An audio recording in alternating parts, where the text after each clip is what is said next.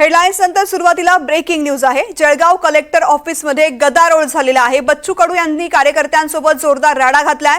जळगावमध्ये बच्चू कडूंच्या प्रहार संघटनेच्या वतीने आंदोलन करण्यात आलेलं होतं आणि यावेळी जिल्हाधिकारी निवेदन देण्यासाठी खाली न आल्यामुळे आंदोलक आक्रमक झाल्याचं पाहायला मिळालंय। बच्चू कडू यांच्या प्रहार संघटनेच्या वतीने आंदोलन सुरू असताना गदारोळ झालेला आहे। जिल्हाधिकारी निवेदन घेण्यासाठी खाली आले नाहीत, त्यामुळे आंदोलक आक्रमक झाले। बच्चू कडूंच्या नेतृत्वामध्ये जळगाव कलेक्टर ऑफिसच्या परिसरामध्ये इकडे आंदोलन सुरू होतं आणि निवेदन देण्यासाठी गेलेल्यांकडून जिल्हाधिकारी निवेदन स्वीकारण्यासाठी खाली उतरले नाही, त्यामुळे आंदोलक आक्रमक झाल्याचं पाहायला मिळालं। मंगेश जोशी या संपूर्ण प्रकारासंदर्भातली माहिती आपल्याला देत आहेत। मंगेश, नेमकं काय घडलं या ठिकाणी की बच्चू कडूं सोबत आलेले कार्यकर्ते एवढे आक्रमक झाले?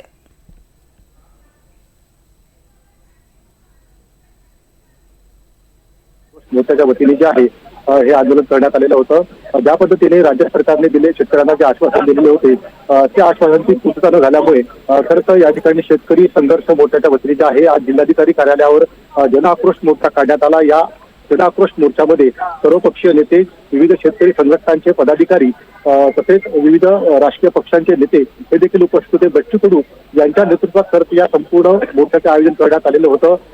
शिवतीर्थ मैदानावरून जिल्हाधिकारी कार्यालयावर हा मोर्चा आला आणि जिल्हाधिकारी कार्यालयासमोर जे आहे या ठिकाणी सभा देखील झाली। मात्र जिल्हाधिकारी यांनी स्वतः शेतकऱ्यांचं निवेदन घेण्यासाठी बाहेर यावं असा आग्रह जो आहे तो आंदोलकांचा होता, संतप्त शेतकऱ्यांचा होता। मात्र जिल्हाधिकारी बाहेर न आल्याने आक्रमक झालेले बच्चू कडू यांनी थेट जिल्हाधिकारी कार्यालयात प्रवेश करण्याचा प्रयत्न केला। मात्र या ठिकाणी पोलिसांनी व सुरक्षा रक्षकांनी त्यांना अडवलं, त्यामुळे खरं जिल्हाधिकारी कार्यालयाच्या बाहेर जे आहे गदारोळ झाल्याचं पाहायला मिळालं।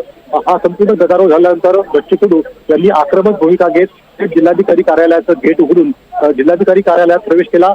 त्यानंतर जिल्हाधिकारी कार्यालयाच्या जिल्हाधिकारी यांच्या दालनाबाहेर खरं त्यांना अडवण्यात आलं। त्या ठिकाणी देखील शेतकरी सतत झालेले होते। काही का पोलिसांमध्ये आणि संतप्त आंदोलकांमध्ये शाब्दिक चकमक देखील झाली।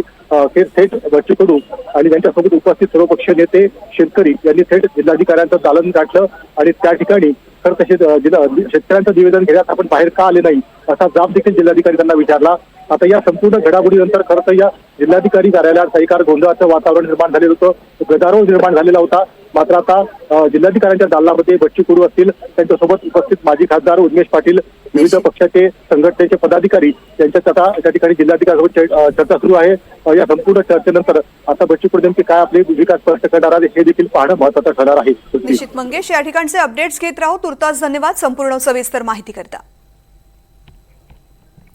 तर जळगाव कलेक्टर ऑफिसच्या बाहेर हा गदारोळ झालेला आहे। बच्चू कडू या ठिकाणी निवेदन देण्याकरता आले होते जिल्हाधिकारी कार्यालयामध्ये आणि या ठिकाणी जिल्हाधिकारी कार्यालयामध्ये मात्र जिल्हाधिकारी खाली उतरले नाहीत निवेदन स्वीकारण्यासाठी, त्यामुळे हे आंदोलक आक्रमक झाल्याचं पाहायला मिळालं। सध्या या आंदोलकांबरोबर आणि बच्चू कडूंबरोबर चर्चा सुरू आहे। आंदोलन कुठल्याही परिस्थितीमध्ये चिघळू नये यासाठी पोलीस बंदोबस्त सुद्धा तैनात करण्यात आलेला होता। जळगावमध्ये कलेक्टर ऑफिस बाहेर हा सगळा गदारोळ झालाय।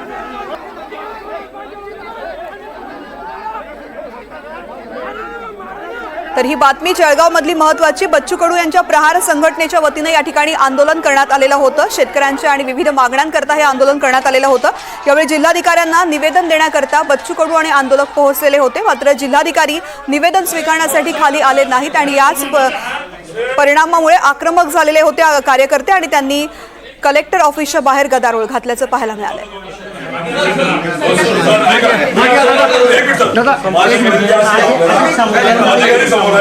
कलेक्टरशी बोलून आपल्याला